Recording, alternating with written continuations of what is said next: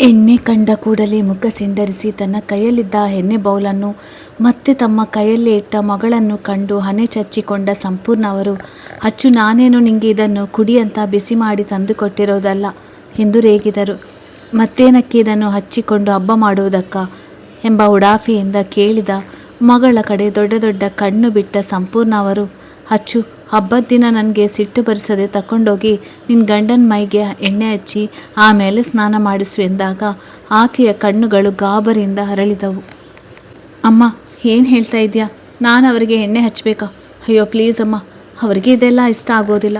ಸುಮ್ಮನೆ ಯಾಕೆ ಅವರಿಗೆ ಈ ಎಣ್ಣೆ ಕಿರಿಕಿರಿ ಎಲ್ಲ ಎಂದು ತಕರಾರು ತೆಗೆದ ಮಗಳ ಕಡೆ ಉರಿನೋಟ ಬೀರಿದ ಸಂಪೂರ್ಣ, ಅಚ್ಚು ಸಣ್ಣ ಮಕ್ಕಳ ರೀತಿ ಆಡಬೇಡ, ಆಮೇಲೆ ಹಬ್ಬ, ಈಗ ನಿನಗೆ ಮದುವೆ ಆಗಿದೆ ಅಂತಾನು ನೋಡದೆ ಓದೆ ಕೊಡ್ತೀನಿ ಎಂದರು. ನ್ಯಾಯವಾಗಿ ನೋಡಬೇಕು ಅಂದರೆ ರಾಮ್ ಜೊತೆ ನೀನು ಸಹ ಇವತ್ತು ಎಣ್ಣೆ ಹಚ್ಚಿಕೊಂಡು ಸ್ನಾನ ಮಾಡಬೇಕಾಗಿತ್ತು. ಬಟ್ ನೀನು ಆಗಲೇ ಸ್ನಾನ ಮಾಡಿ ಬಿಟ್ಟಿದ್ಯಾ ಅಂತ ಸುಮ್ಮನಾಗ್ತಿದ್ದೀನಿ. ನೀನು ಇದೇ ರೀತಿ ಆಡ್ತಿದ್ರೆ ನಿನಗೆ ನಾನೇ ಎಣ್ಣೆ ಹಚ್ತೇನೆ, ಆಮೇಲೆ ನೀನು ನಿನ್ನ ಗಂಡನಿಗೆ ಎಣ್ಣೆ ಹಚ್ಚು ಎಂದವರ ಕಡೆ ಅಸಮಾಧಾನದಿಂದ ಗುರಾಯಿಸಿದ ಅಚ್ಚು. ಅಮ್ಮ, ಏನಾದರೂ ಒಂದು ಹೇಳಿ ನನಗೆ ಹಿಂಸೆ ಮಾಡಿಲ್ಲ ಅಂದರೆ ನಿನಗೆ ಸಮಾಧಾನವೇ ಇರುವುದಿಲ್ಲ ಅಲ್ವಾ? ಕೊಡು, ಅವರ ಕೈಗೆ ಕೊಟ್ಟು ಬರ್ತೀನಿ ಎಂದಳು. ಮಗಳ ತೋಳು ಚಿವುಟಿದ ಸಂಪೂರ್ಣ ಅವರು, ಕೊಟ್ಟು ಬರುವುದಕ್ಕೆಲ್ಲ ನಾನು ಹೇಳಿದ್ದು ಎಣ್ಣೆ ಹಚ್ಚಿ ಸ್ನಾನ ಮಾಡೋದಕ್ಕೆ ಹೆಲ್ಪ್ ಮಾಡು ಅಂತ ಹೇಳಿದ್ದು, ಇಲ್ಲದಿದ್ದರೆ ಜಿಡ್ಡು ಅಷ್ಟು ಸುಲಭವಾಗಿ ಹೋಗುವುದಿಲ್ಲ ಎಂದದ್ದು ಕೇಳಿ ಅಚ್ಚು ಕಂಗಾಲಾಗಿ ಹೋದಳು. ತನ್ನಮ್ಮ ಹಬ್ಬದ ದಿನ ತಂದಿಟ್ಟ ತಲೆನೋವಿಗೆ ಅವಳು ಕಂಗಾಲಾದಳು. ಅಪ್ಪಿತಪ್ಪಿ ರಾಮ್ ಸ್ನಾನ ಮಾಡಿ ಬರೀ ಟವಲ್ನಲ್ಲಿ ಬಂದರೆ ಅಲ್ಲಿಂದ ಕಾಲು ಕಿತ್ತುಕೊಳ್ಳುತ್ತಿದ್ದ ಹುಡುಗಿಗೆ ಇಂದು ತಾನೇ ತನ್ನವನಿಗೆ ಎಣ್ಣೆ ಹಚ್ಚಿ ಸ್ನಾನ ಮಾಡಲು ಹೆಲ್ಪ್ ಮಾಡಬೇಕು ಎಂದದ್ದು ಕೇಳಿ ಅವಳಿಗೆ ಸಂಕಟವಾಯಿತು. ಅಮ್ಮ ಪ್ಲೀಸ್, ನನ್ನಿಂದ ಈ ಕೆಲಸ ಆಗೋದಿಲ್ಲ ಎಂದಳು. ಅಳುಮೊಗ ಮಾಡಿ ಹುಬ್ಬು ಕೊಂಕಿಸಿದ ಸಂಪೂರ್ಣ ಅವರು, ಅಚ್ಚು ನಿನ್ನ ಮತ್ತು ರಾಮ್ ನಡುವೆ ಎಲ್ಲ ಸರಿ ಇದೆಯಲ್ವಾ? ಅಥವಾ ಇನ್ನೂ ನೀನು ಸಾತ್ವಿಕ್ನ ಮನಸ್ಸಿನಲ್ಲಿ ಇಟ್ಟುಕೊಂಡು ನಿನ್ನ ಗಂಡನಿಂದ ದೂರ ಉಳಿದಿದ್ಯಾ ಎಂದು ಅವಳ ಕಣ್ಣಲ್ಲಿ ಕಣ್ಣಿಟ್ಟು ಪ್ರಶ್ನೆ ಮಾಡಿದಾಗ ಅಚ್ಚು ತಡವರಿಸಿದಳು. ಅಮ್ಮ, ನೀನು ಏನೇನು ಯೋಚನೆ ಮಾಡ್ತಿದ್ಯಾ? ಅಂಥವುದೇನೂ ಇಲ್ಲ. ನಾನು ರಾಮ್ ಚೆನ್ನಾಗೇ ಇದ್ದೀವಿ, ನಮ್ಮಿಬ್ಬರ ಮಧ್ಯೆ ಎಲ್ಲ ಸರಿ ಇದೆ ಎಂದು ಅವರ ಕೈಯಲ್ಲಿದ್ದ ಎಣ್ಣೆ ತುಂಬಿದ ಬೌಲ್ಗೆ ಚಾಚಿದಾಗ, ಪುಟ್ಟ, ನೀನು ರಾಮ್ಗೆ ಅನ್ಯಾಯ ಮಾಡುತ್ತಾ ನಿನ್ನ ಬದುಕನ್ನು ಹಾಳು ಮಾಡುತ್ತಾ ಇಲ್ಲ ಅಲ್ವಾ ಅಂತ ಪ್ರಶ್ನೆ ಮಾಡ್ತಾರೆ. ಅಮ್ಮನನ್ನು ಈಗ ತಾನು ಯಾವ ರೀತಿ ನಂಬಿಸುವುದು ಎಂದು ತಿಳಿಯದೆ ಚಡಪಡಿಸಿದಾಗ, ಬರ್ತೀರಾ ಇಲ್ಲಿ ಎಂದು ರಾಮ್ ಕೂಗಿಕೊಂಡ. ನೀವು ಕಾಫಿ ಕುಡಿಯಿರಿ, ನಾನು ಅಷ್ಟರಲ್ಲಿ ಬಂದುಬಿಡ್ತೀನಿ ಅಂತ ಹೇಳಿ ಬಂದ ಅಲ್ಲವೇ ಅವಳು. ಅಮ್ಮ, ಅವರು ಕೂಗ್ತಾ ಇದ್ದಾರೆ, ಪ್ಲೀಸ್ ನೀನು ಹಬ್ಬದ ದಿನ ಬೇಡದಿರೋದನ್ನೆಲ್ಲ ಯೋಚನೆ ಮಾಡ್ತಾ ನಿನ್ನ ಮನಸ್ಸನ್ನು ಹಾಳು ಮಾಡ್ಕೊಳ್ಬೇಡ. ನಿನ್ನ ಮಗಳು ತನ್ನ ಗಂಡನ ಜೊತೆ ಖುಷಿಯಾಗೂ ನೆಮ್ಮದಿಯಾಗಿ ಇದ್ದಾಳೆ ಎಂದು ಗಂಭೀರವಾಗಿ ನುಡಿದು, ಒಂದು ನಿಮಿಷ ರಾಮ್ ಬಂದೆ ಎಂದು ಎಣ್ಣೆ ಬೌಲ್ ಹಿಡಿದು ತನ್ನ ರೂಮಿಗೆ ಹೋಗುತ್ತಾ ನಿಟ್ಟುಸಿರೊಂದನ್ನು ಹೊರದಬ್ಬಿದಳು. ಅವಳ ಮನಸ್ಸು ಬೇಸರ, ಪಶ್ಚಾತ್ತಾಪ ಮತ್ತು ಹತಾಶೆಯಿಂದ ಒದ್ದಾಡುತ್ತಿತ್ತು. ತನ್ನ ಮನಸ್ಸಿನಲ್ಲಿ ಇನ್ನೂ ಸಾತ್ವಿಕ್ ನೆನಪುಗಳು ಪೂರ್ತಿಯಾಗಿ ಮಾಸಿಲ್ಲ ಎಂದು ತಿಳಿದರೆ ತನ್ನ ಅಪ್ಪ ಅಮ್ಮ ನೊಂದುಕೊಳ್ಳುವುದರಲ್ಲಿ ಅನುಮಾನವಿಲ್ಲ ಎಂದವಳಿಗೆ ಅರಿವಿತ್ತು.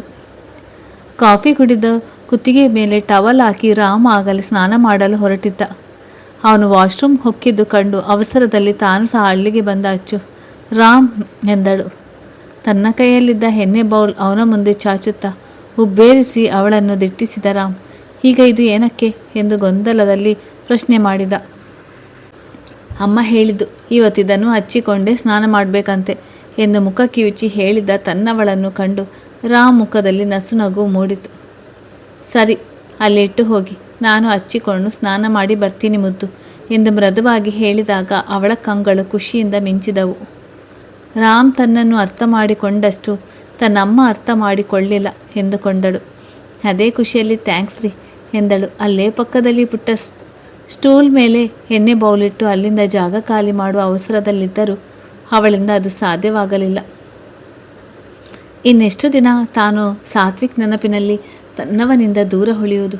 ತನ್ನನ್ನು ಎಣಿಕೆಗೆ ಸಿಗದಷ್ಟು ಪ್ರೀತಿಸುವ ಮನಸ್ಸಿಗೆ ಅಮ್ಮ ಹೇಳಿದಂತೆ ತನ್ನಿಂದ ಅನ್ಯಾಯ ಆಗುತ್ತಿದೆಯೋ ಎಂಬ ಆಲೋಚನೆ ಬಂದ ಕೂಡಲೇ ನೋ, ನಾನು ಮನಸ್ಥಿತಿಯನ್ನು ಬದಲಾಯಿಸಿಕೊಳ್ಬೇಕು.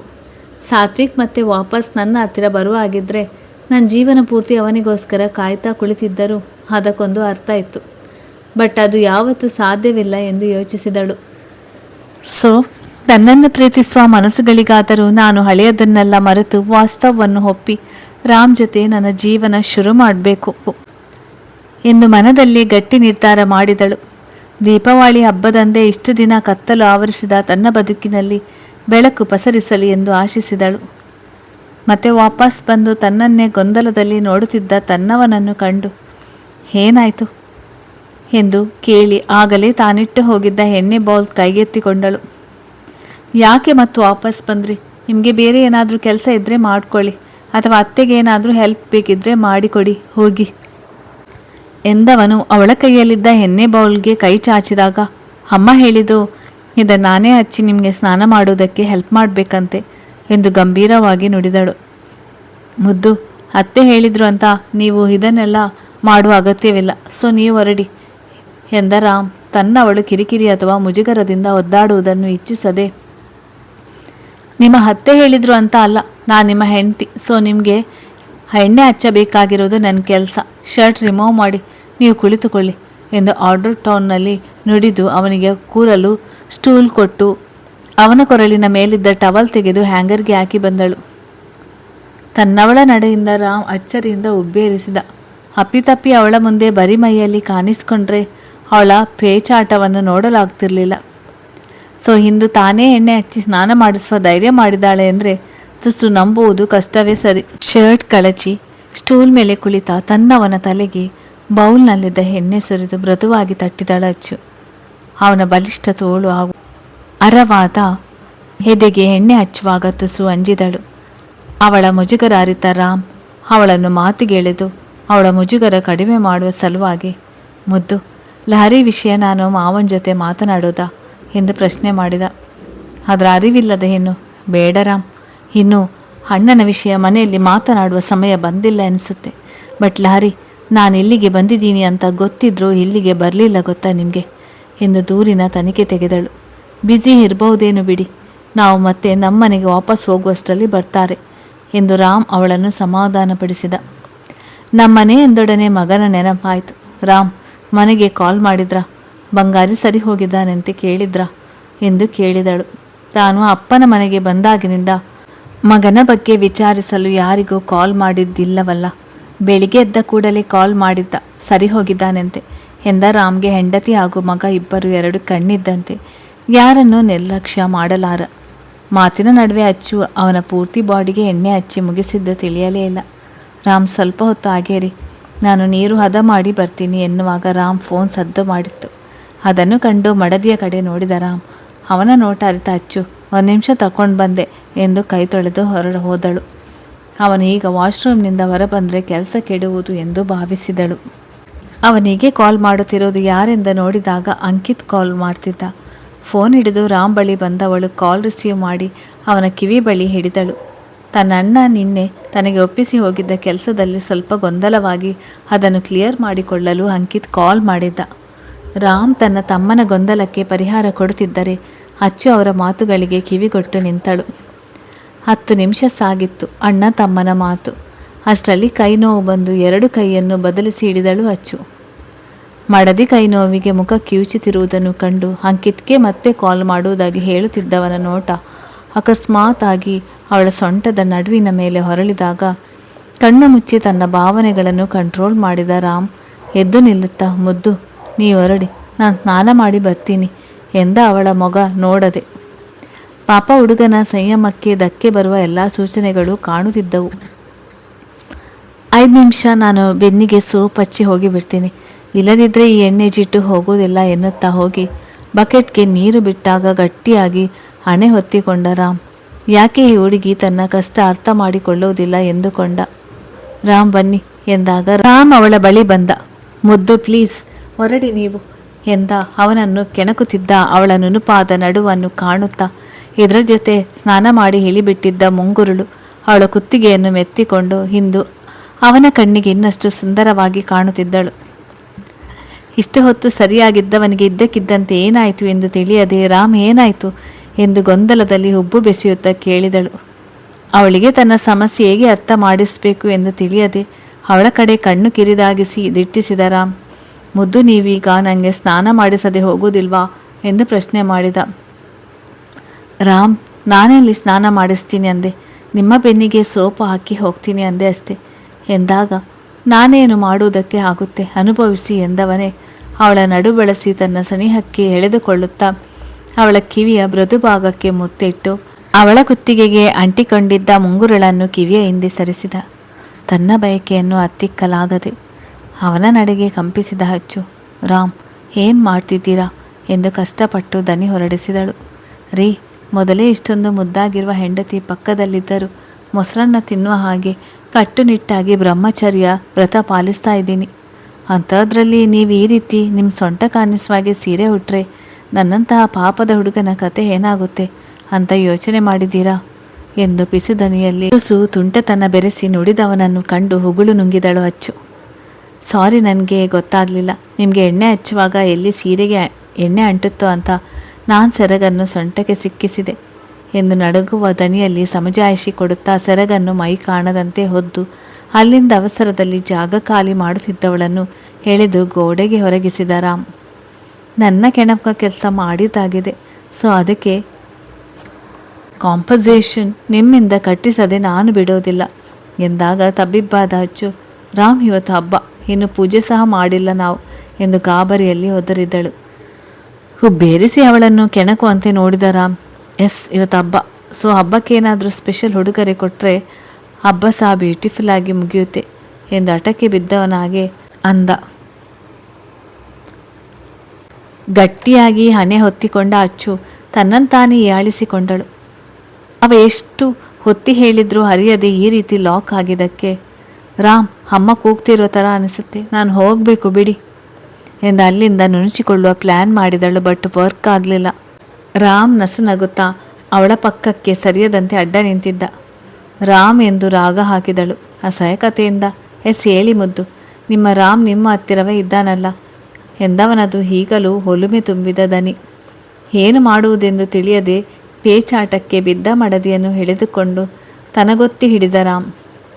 ಮುದ್ದು ಪ್ಲೀಸ್, ಒಂದೇ ಒಂದು ಮುತ್ತು ಕೊಡೋದಕ್ಕೆ ಇಷ್ಟೊಂದು ಸತಾಯಿಸಬಾರ್ದು, ಗುಡ್ ಗರ್ಲ್ ಥರ ಕೊಟ್ಟು ಹೋಗಿ ಎಂದು ಅಧಿಕಾರದಿಂದ ಹೇಳಿದಾಗ ದಟ್ಟ ಉಸಿರೊಂದನ್ನು ಒಳಗೆಳೆದುಕೊಂಡು ತುಸು ಧೈರ್ಯ ತೋರಿದ ಹೆಣ್ಣು ಅವನ ಮಗವನ್ನು ಬೊಗಸೆಯಲ್ಲಿ ಹಿಡಿದು ಮುಖದ ತುಂಬ ಮುತ್ತು ಮಲೆಗೆರೆದು ಕಡೆಗೆ ಅವನ ತುಟಿಗೆ ತುಟಿ ಬೆಸೆದಾಗ ಅಚ್ಚರಿಯಿಂದ ಕಣ್ಣರಳಿಸಿದ ರಾಮ್.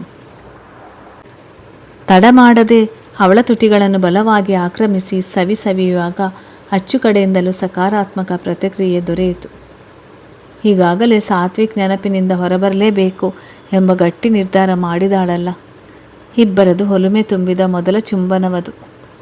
ಮೊದಲ ಬಾರಿ ಇಷ್ಟೊಂದು ಮುಂದುವರೆದಿದ್ದರಿಂದ ಇಬ್ಬರ ಹಣೆಯ ಮೇಲೆ ಬೆವರು ಮೂಡಿತು.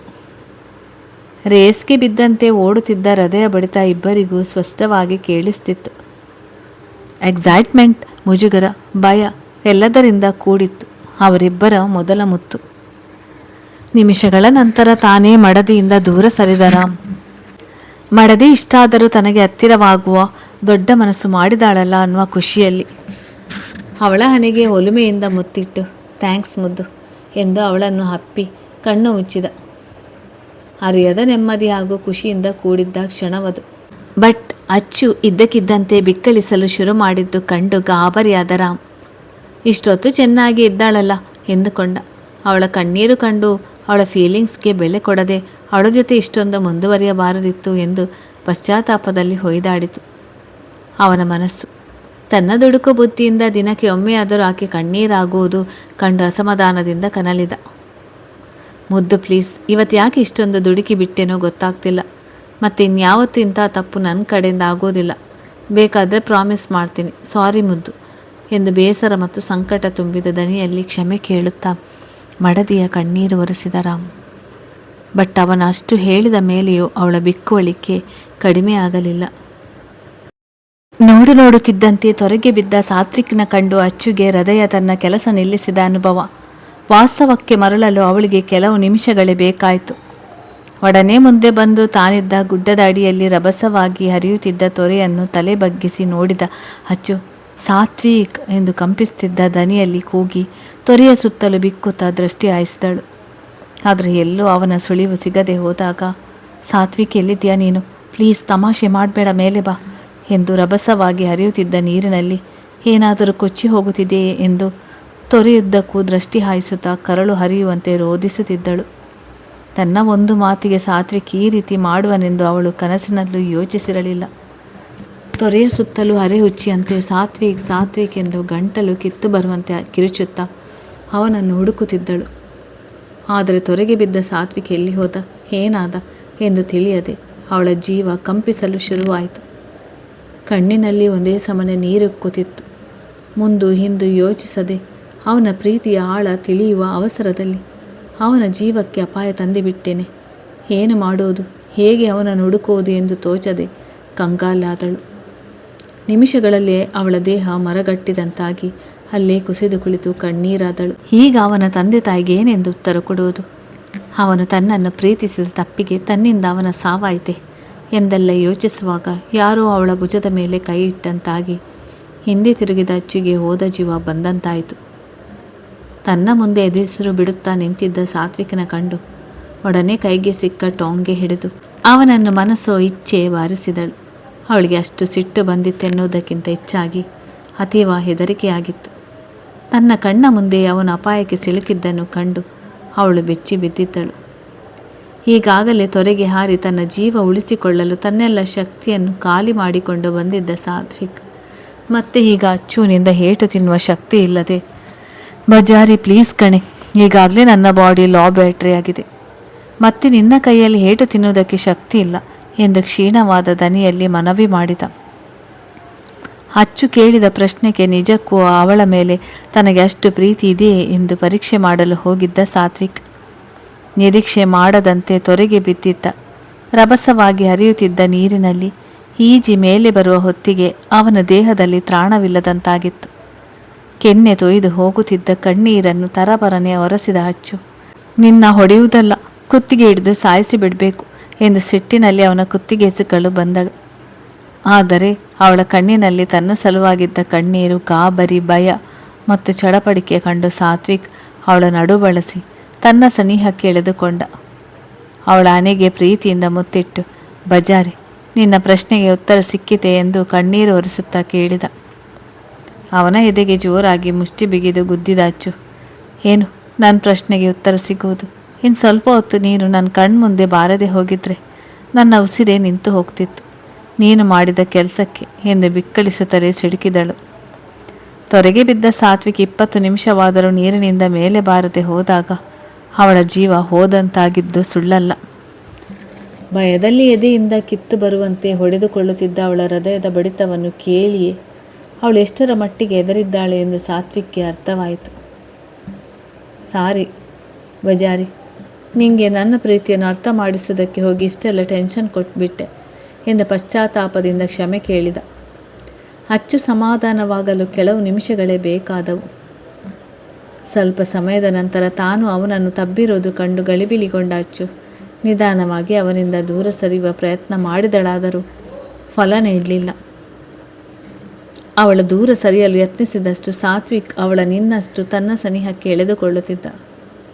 ಅವಳನ್ನು ಹೊಲವು ತುಂಬಿದ ನೋಟದಲ್ಲಿ ದಿಟ್ಟಿಸುತ್ತಾ, ಬಜಾರಿ, ನೀನು ನನ್ನ ಪ್ರೀತಿಯನ್ನು ಒಪ್ಪಿಕೊಳ್ತೀಯಾ ಅಲ್ವಾ? ನಾನಿನ್ನು ಒಂದು ಹೆಜ್ಜೆ ಮುಂದುವರಿದು ನಮ್ಮ ಫ್ಯೂಚರ್ನ ಬಗ್ಗೆ ಯೋಚನೆ ಮಾಡ್ಬೋದಲ್ವಾ ಎಂದು ಮೃದು ಧ್ವನಿಯಲ್ಲಿ ಕೇಳಿದ. ಅವನನ್ನು ಕೆಕ್ಕರಿಸಿ ನೋಡಿದ ಅಚ್ಚು, ತಡ ಯಾಕೆ, ಫ್ಯೂಚರ್ ಜೊತೆ ನಮ್ಮ ನೆಕ್ಸ್ಟ್ ಜನ್ರೇಷನ್ ಬಗ್ಗೆ ಯೋಚನೆ ಮಾಡಿಬಿಡಿ, ಅದಕ್ಕೇನು, ಯಾರು ಫೀಸ್ ಕೇಳೋದಿಲ್ಲ ಎಂದು ಹುಸಿ ಸಿಡುಕು ತೋರಿದಳು.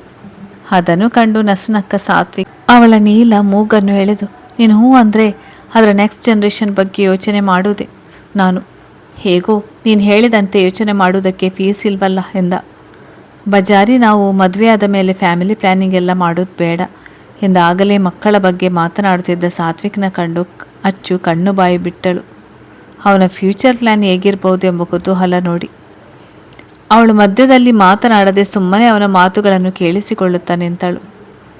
ತನ್ನ ಬಜಾರಿ ಶಾಂತವಾಗಿರುವುದನ್ನು ಕಂಡು ಅಚ್ಚು ಜೊತೆ ತನ್ನ ಮುಂದಿನ ಬದುಕು ಹೀಗೇ ಇರಬೇಕು ಎಂದು ಕಂಡಿದ್ದ ಕನಸನ್ನು ನೆನೆದ ಸಾತ್ವಿಕ್ ಮೊಗದಲ್ಲಿ ಮುದ್ದಾದ ನಗು ಮೂಡಿತು.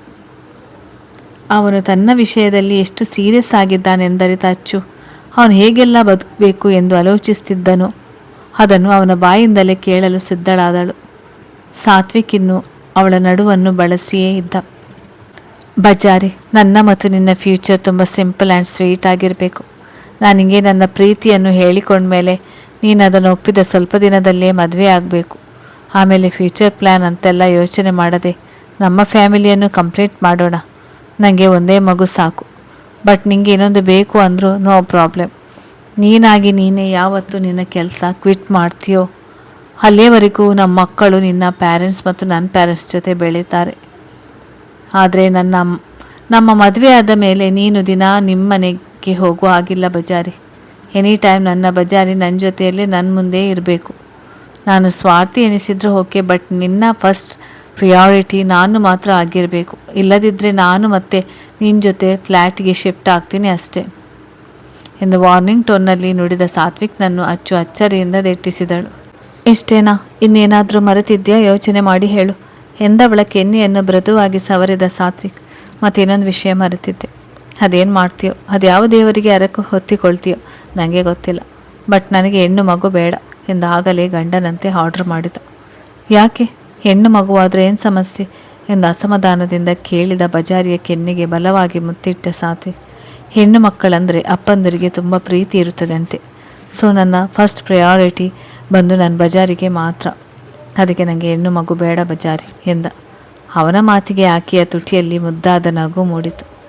ತನ್ನ ಮೇಲಿನ ಪ್ರೀತಿ ಕಡಿಮೆಯಾಗುವುದೆಂದು, ಹೆಣ್ಣು ಮಗುವೇ ಬೇಡವೆಂದು ನಿರ್ಧಾರ ಮಾಡುವಷ್ಟು ತನ್ನನ್ನು ಪ್ರೀತಿಸ್ತಿದ್ದಾನೆ ಎಂದರಿತು ಅವಳು ಖುಷಿಯಾದಳು. ಈಗ ನಾನು ನಿನ್ನ ಪ್ರೀತಿಯನ್ನು ಒಪ್ಪಲಿಲ್ಲ ಅಂದರೆ ಏನು ಮಾಡ್ತೀಯಾ ಎಂದು ಎತ್ತಲು ನೋಡುತ್ತಾ ಜಂಬದಿಂದ ಕೇಳಿದ ಹುಡುಗಿಯನ್ನು ಕಂಡು ಸಾತ್ವಿಕ ಅಸಹನೆಯಿಂದ ನುಡಿದ. ಯಾಕೆ ಒಪ್ಪುವುದಿಲ್ಲ? ನನ್ನ ಬಜಾರಿ ಈಗಾಗಲೇ ನನ್ನ ಪ್ರೀತಿಯನ್ನು ಒಪ್ಪಿದ್ದಾಳೆ.